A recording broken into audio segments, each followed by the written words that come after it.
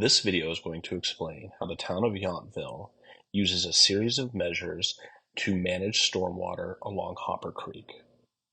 So let's jump in and follow the stormwater as it flows from upstream to downstream.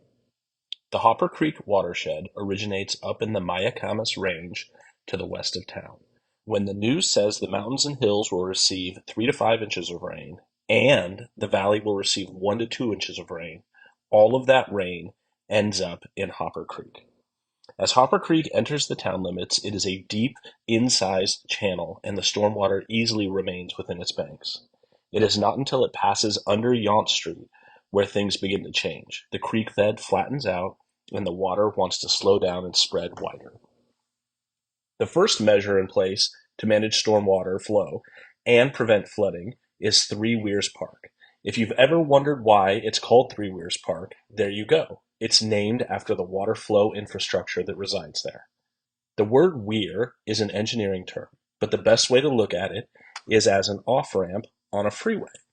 If Hopper Creek is the freeway, the weirs along its path are off-ramps for the water to take to avoid a traffic jam that would eventually cause flooding and private property damage.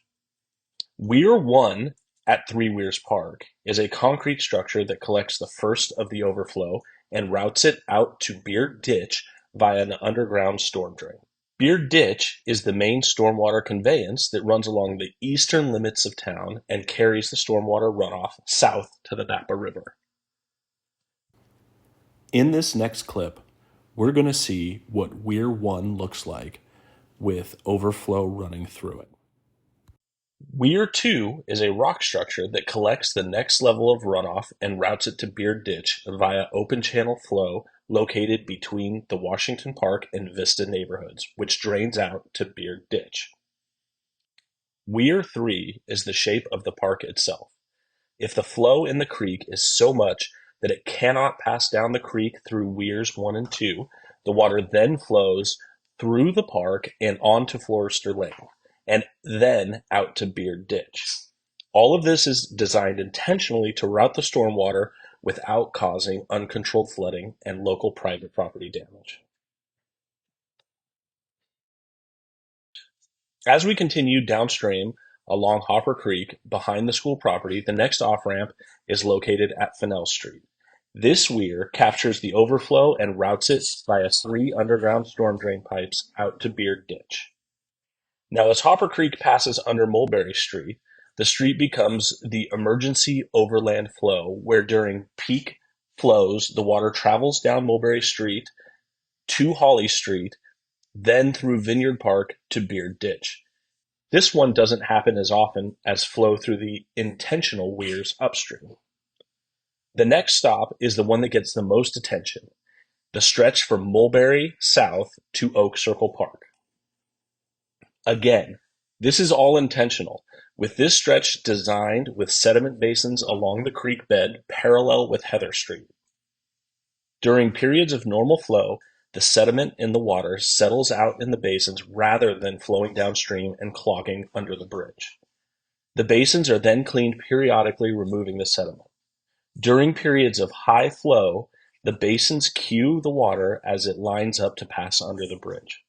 Just like the weirs above, Oak Circle acts as an off-ramp for the water that can't make it into the traffic jam under the bridge.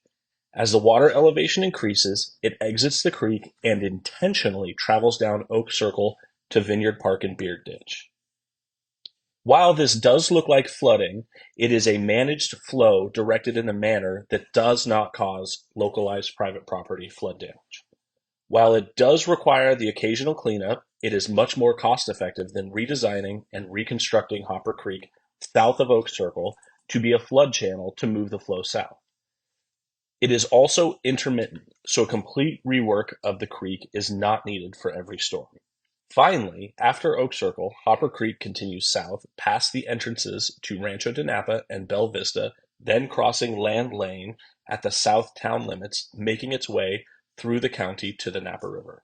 I hope you've enjoyed this video and the description of how the town staff and Public Works Department manages flood overflow in the town of Yountville. It is important to note that since these measures have been put in place, the town has not had any major private property damage due to flooding.